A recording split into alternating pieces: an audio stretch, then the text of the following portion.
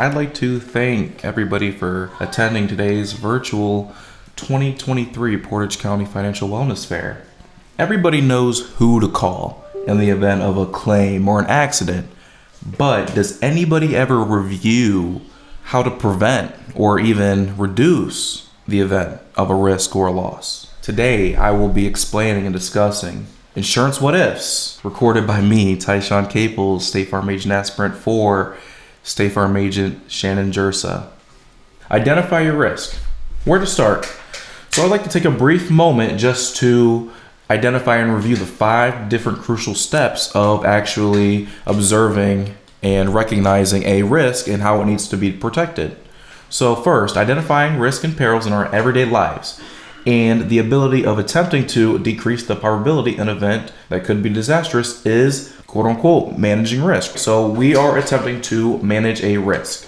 Don't allow one negative crisis to impact the next decade, now becoming catastrophic. So risk may be seen as slim to none. A risk may be seen as shallow. Could never ever happen. Though, when it does, what are the consequences? So however, we live by consequences, not probability. We don't live by probability. Identify. First, we need to identify. Overseeing any potential assets that we may have or control that may become a risk or loss due to a catastrophic event. We don't recognize that these catastrophic events may happen on a daily basis. Though, how are we going to protect them? And what are our assets that we are attempting to protect? Then we need to analyze. We need to identify patterns, different frequencies, and review the consequences that may occur to said asset. Then we need to take action.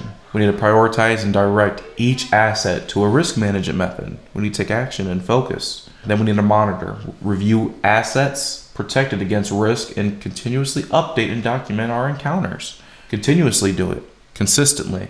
That shows a reoccurring theme to help prevent and mitigate against each loss. We want to reduce the probability of these even happening and occurring. That way we can increase our financial stability and consistency and growth within our communities. So then we need to control. We need to create and assign risk a management method, we have 5. We have reduce, avoid, transfer, retention, and sharing. So I'd like to just take a brief moment to get into risk management methods. So first we have risk sharing. Risk sharing is a risk management method of accepting the risk with another party to assist with either preventing or mitigating against a potential risk.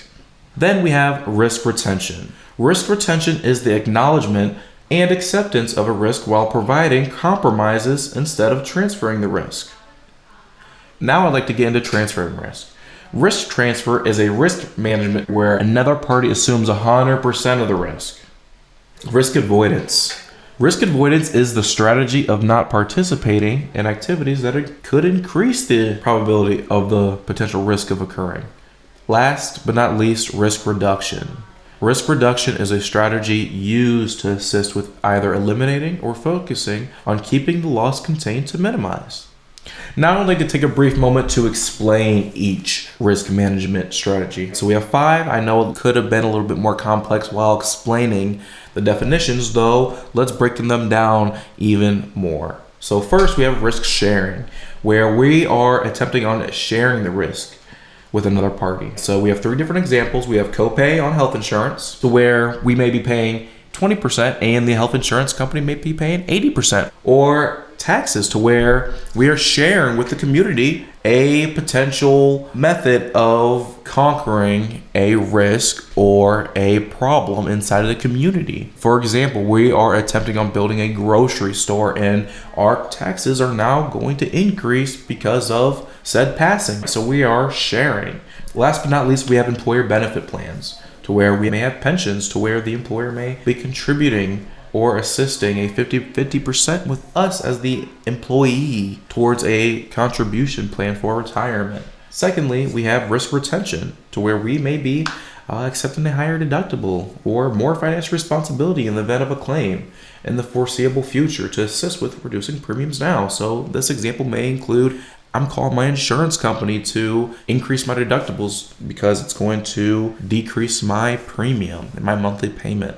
But guess what? In the event of a claim, I take on more financial responsibility, and that's risk retention. So now we have risk transfer, to where we are transferring risk to a insurance company. This is an example. So we're transferring 100% of the risk to the insurance company, and we accept by paying premiums. The insurance company assumes the financial responsibility of a potential claim, while the insured or the transferor pays a premium to abide by the terms and the conditions of the contract. Now we have risk reduction, to where this example may be taking advantage of a daily physical or an exam that a healthcare insurer may provide to help maintain consistent health.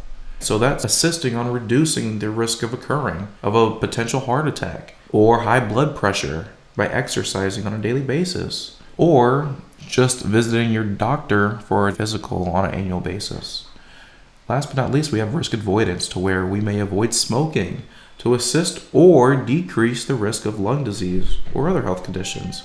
Now I'd like to get into optimizing and utilizing different risk management and mitigation tools. So first we have 5. I like to take a brief moment to explain and break down, but then I got an exercise for you guys. So here are 5 different tools we use on a daily basis, right? So first we have an insurance contract. We have SWOT analysis chart, where we are recognizing different strengths, weaknesses, opportunities, and threats. Taxes. Understanding taxes and utilizing different advantages is a tool utilized on a daily basis. Then we have risk avoidance, to where we're not putting all of our eggs in one basket, and we are cutting out and eliminating the activity completely to help reduce the risk. And then we have exercising. That's a tool that we use to where we're assisting on reducing the risk of occurring. So here's our exercise. We have John had bought a new home last year and currently has a homeowner's insurance policy. He enjoys reading the newspaper every day and looks forward to the mailman dropping off the daily newspaper. It has snowed quite a bit during the last week, and it is possible there is a significant amount of ice on the sidewalk near the property line. If John plans to salt the sidewalk and shovel, which risk management strategy is John partaking in to help mitigate the risk of the mailman slipping on the ice? So first we have A, risk transferring only. B, risk reduction and risk avoidance.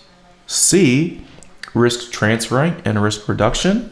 Or D, risk reduction only. The answer is C, risk transferring and risk reduction. Why? Because John is transferring the risk by having his homeowner's insurance policy, but he is also assisting on reducing the risk by icing the sidewalk near the property line to help reduce the risk of the mailman slipping and potentially causing an injury. Now, are you guys prepared for life's what ifs? Here are just a few of our daily occurring and hazards and perils and our potential consequences and outcomes that they may provide. So first we have weather, in which we have fire, lightning, hail, wind, flood, and ice, to where damage to structure or physical assets, right? So then we have inflation and or our economy, to where potential to decline within stock or bond market and securities industries. So that's another risk and peril that happens we may face. Then we have health declination, to where we may face injury, sickness, death, may cause void in support in our lives. Then we have legislative and regulation. So changes to legislation, such as alterations to some luxury taxes or some tax codes or regulations, may cause negative ripple in our surrounding communities and cause a negative impact and a significant risk that we face. Then we have political, identifying and alterations within law or government for enforcement. Then we face foreign risk, to where contributors from unknown identities or alienated countries that may attempt to enforce an advantage on us. So an example of that may be identity theft. Then we have civil and reputation, to where the threat of a daily occurring event may cause an uprising or an overwhelming defect to a party's likeliness or image. Now I'm going to go over a report provided by the World Economic Forum in 2021 of global risk and their different tenures and the percentage of respondents provided by them. So first, we have clear and present dangers, to where these are short-term risks, so 0 to 2 years. So here are the different categories. So I'm going to categorize them between environmental risk, technological risk, economic risk, or geopolitical risk, or even societal risk. So first we have extreme weather events, and that's 52.7%. Then we have digital divide of info and resource, and that's 38.3%. Then we have minimal economic growth, and that's 38.3% of respondents. Then we have repopulating, pollution, and deforestation, and that's 35.6%. So those are all categorized between short-term risks that we may face. Now, here are some knock-on effects, which are, medium-term risks that we may face, which are, on a 3 to 5 year tenure. All right. So first, we have asset values plummet. That's 53.3% of respondents, whereas rapid rising consumer costs, inflation, maybe 52.9%, on a 3 to 5 year basis. Then we have governmental debt crisis, and that's 52.3%. Last but not least, we have violence between 2+ states, which is a geopolitical risk, and that's 49.5%. Now I'd like to get into existential threats, and that's long-term risk. That's 5 to 10 year tenures, right? So first we have a geopolitical risk, which is a state collapse, which is sudden dissolution of a state, which is a 51.8% of respondents. Next, we have an environmental risk, which is poor environmental human practices and mismanagement, which is 43.9%. Next, we have a societal risk, whereas we have a social security collapse at 43.4% risk probability of respondents.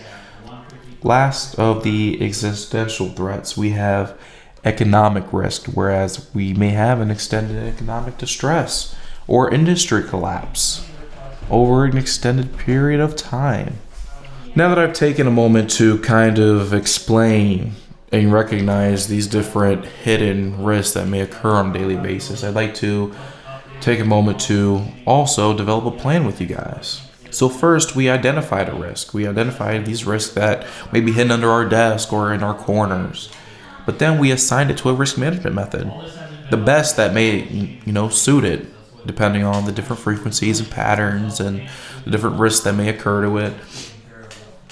And now it's time to create a plan. So now let's go ahead and simplify the steps. First, acknowledging and prioritizing assets that may be threatened the most and could cause the most significant alteration or consequence. Step A. B. Analyzing and identifying circumstances and the likelihood of a potential threat that could occur and how it could impact your family. What are the consequences? Are they significant? Are they good? Are they bad? C. Strategize against opposing threats to optimize and control the assigned risk management method. And D. We want to go ahead and document and continue to document and monitor the controlled variable and maintain asset protection records over a consistent period of time. Why? Because it shows the consistency of a reoccurring theme to continue to build over financial stability in a community. Next, I'd like to go ahead and provide the audience with a worksheet to utilize and assist with risk management on a daily basis. So it helps us identify each risk and helps us assign it to a different risk management method in the best it suits. And what are the probabilities? Is the severity high? What's the probability? But it's always best to review your life's what ifs with a risk management professional.